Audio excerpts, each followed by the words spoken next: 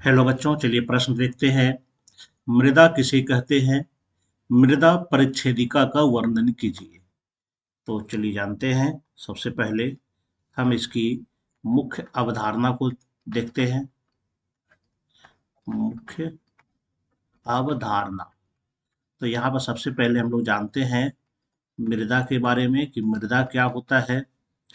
तो मृदा का मतलब होता है कि यह जो है एक प्रकार का मिश्रण है जिसमें कि ठोस पदार्थ भी पाया जाता है, इसमें द्रव पदार्थ भी पाया जाता है और गैस पदार्थ भी पाया जाता है।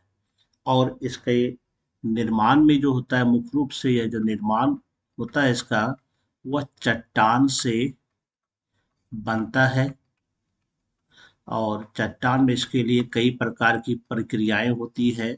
इसमें भौतिक प्रक्रिया द्वारा या फिर रासायनिक और जैविक, यानी कि सूक्ष्म जीव के प्रभाव से, किसी रसायन के प्रभाव से, किसी भौतिक कारक के प्रभाव से, जैसे कि ताप है, जल है, यह सबके प्रभाव से क्या होता है, भौतिक जैविक प्रक्रियाओं से यह चट्टान क्या होता है, मिट्टी में बदल जाता है। चट्टान का परिवर्तन छोटे छोटे कण में होता है, जिसको हम लोग क्या कहते हैं, मृदा कहते हैं, या कह सकते हैं मिट्टी। इसी को हम लोग कहते हैं मिट्टी, मृदा।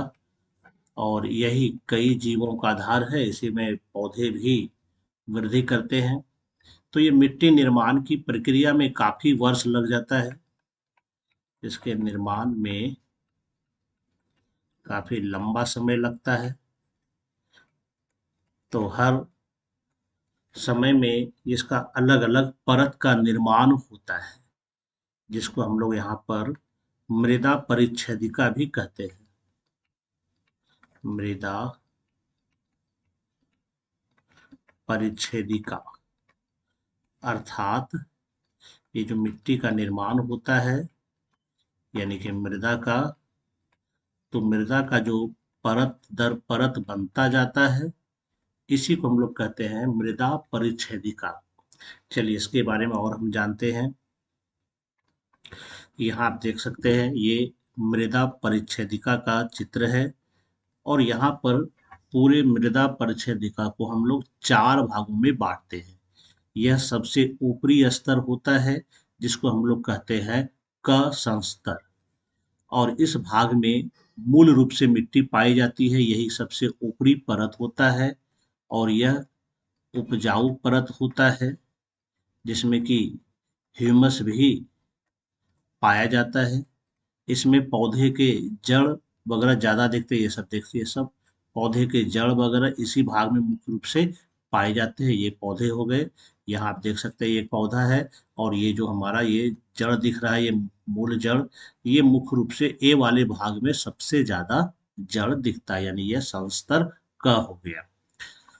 इसका अगर दूसरा लेयर अगर हम देखेंगे, दूसरा लेयर जिसको हम लोग ख संस्तर बोल सकते हैं, इस भाग को हम देख सकते हैं यहाँ पर कि यहाँ पर पेड़ पौधों की जड़ बहुत कम पाए जाते, गिने चुने पाए जाते। जिस पौधे के जड़ ज्यादा लंबे होते हैं, उसके जड़ यहाँ पर मिल सकते हैं। यहाँ पर वाला जो भाग होता है, ये मूल मृदा नहीं, ये उप मृदा होता है, यानी कि यह अपक्षयित सल होता है, सैल होता है ना। ये इसमें जो चट्टानें होती है, इसमें अभी भी उसका कुछ अंश पाया जाता है, जिसमें मुख्य रूप से हम कह सकते हैं कि इसमें बालू, गाद, चिकनी मिट्टी, यह सब इस ख संस्तर में पाई जा सकती है। तो यह उपमृदा कहलाती है। ये दूसरा स्तर हो गया, जिसको कहते हैं ख संस्तर। इसके तीसरे स्तर पर जाएंगे तो इसको कहेंगे ग संस्तर स्थिति। इस भाग में भी अपक्षयित सेल होते हैं। इसके जो कण होते हैं, यह ख की तुलना में ज्यादा बड़े बड़े कण इसमें पाए जाते हैं। यह भी अपक्षयित सेल होता है, जिसको हम लोग ग संस्तर या फिर कह सकते हैं अधः स्तर कह सकते हैं। और सबसे नीचे अगर जाते हैं तो घ संस्तर है, चौथा स्तर है। और जिसको हम लोग कह सकते हैं यहाँ पर कि आधारी सेल, यानी इस चट्टान का अभी तक क्षय नहीं हुआ है। यानी इस जगह अगर हम देखते हैं तो हम देख सकते हैं यह जो है सबसे ऊपर वाला परत हो गया, जहां पर किसको कहते हैं क संस्तर, जिसको हम लोग कह सकते हैं ऊपरी मृदा। और फिर दूसरा होता है ख संस्तर, तीसरा होता है ग संस्तर, और चौथा आता है घ संस्तर।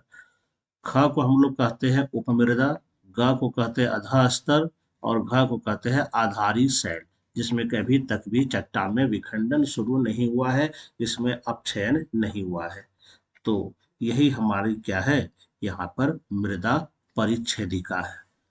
आशा करता हूँ आपको ये समझ में आ गया होगा। धन्यवाद।